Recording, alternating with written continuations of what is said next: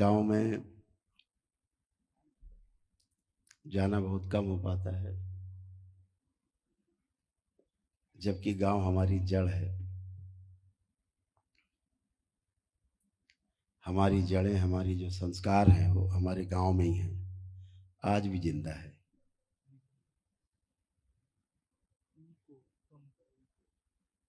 आज भी अगर थोड़े बचे कुचे संस्कार जो बच्चों में मिल पाते हैं वो हमारे गांव में ही मिल पाते हैं। शहरों में तो संस्कारों का बहुत बुरा हाल है, अभाव हो गया है। माता पिता चाह के भी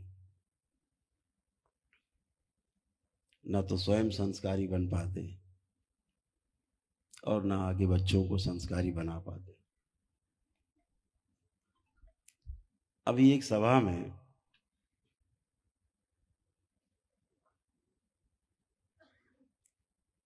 हिंदुओं के जो महागुरु हैं शंकराचार्य जी ने आमंत्रित किया था हमें।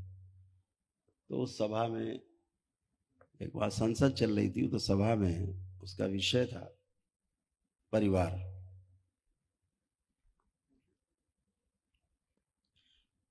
परिवार एक बहुत सुंदर शब्द है। सबसे छोटी इकाई है इस सृष्टि में, वो परिवार कही जाती है।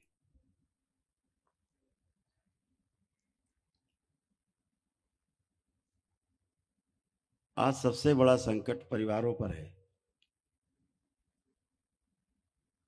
तो वहां पर भी यही विषय था कि परिवार के विषय में कुछ चर्चा की जाए संसद में। तो सभी लोगों ने अपने अपने जो विचार जो भी हैं, आज की समस्याओं को परिभाषित किया अपने अपने शब्दों में।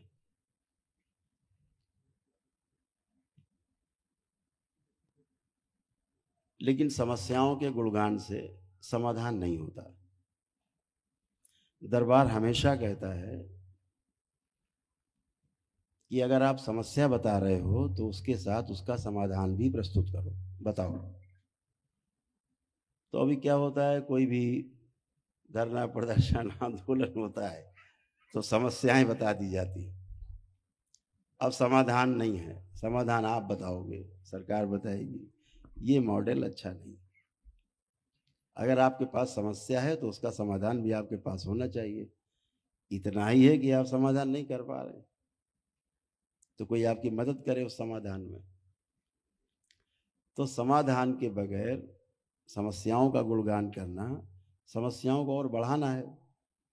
लोगों में ऐसी खराब स्मृतियां फैलानी है कि भाई हम तो मर रहे हैं, तुम बचो, तुम भी मर जाओगे।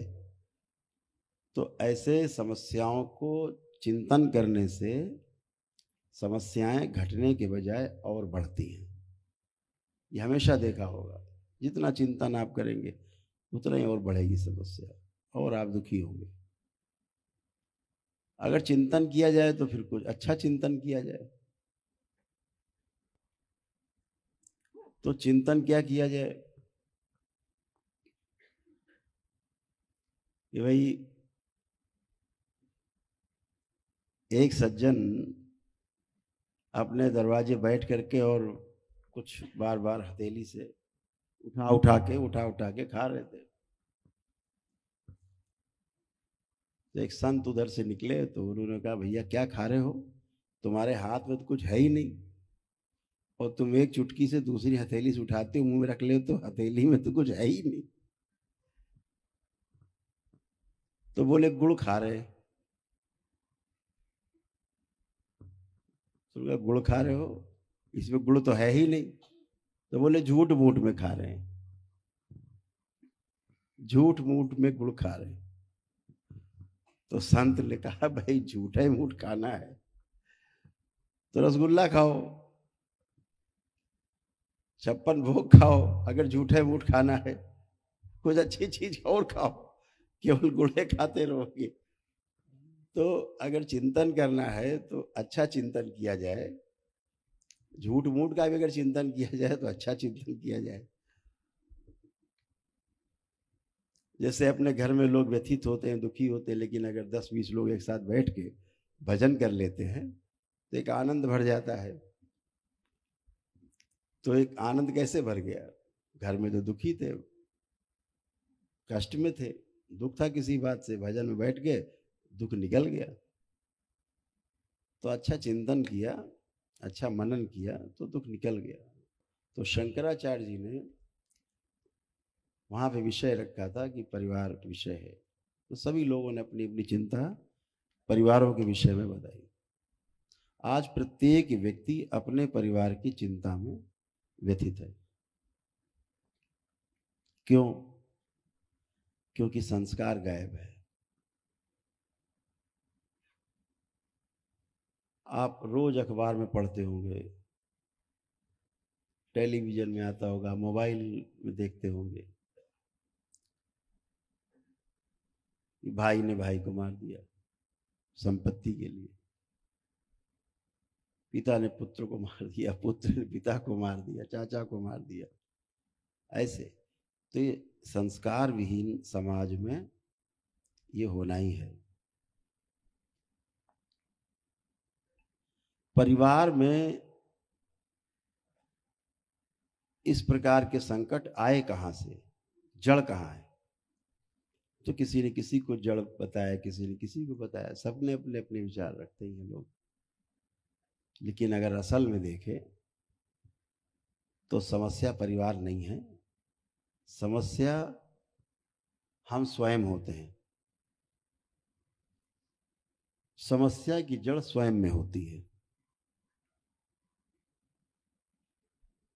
अगर स्वयं में आपने समाधान प्रस्तुत नहीं किया है, स्वयं में समाधानित नहीं है, आप प्रश्नों से मुक्त नहीं हुए हैं, आप स्वयं समस्या से मुक्त नहीं है, तो आप ही समस्या की जड़ है परिवार में। समस्या से ग्रस्त व्यक्ति समस्याएं ही दे सकता है परिवार में। दुखी व्यक्ति दुखी करेगा, सुखी व्यक्ति सुखी करेगा, चाहे परिवार में हो चाहे समाज में हो। तो ये समस्या जो समाधान के रूप में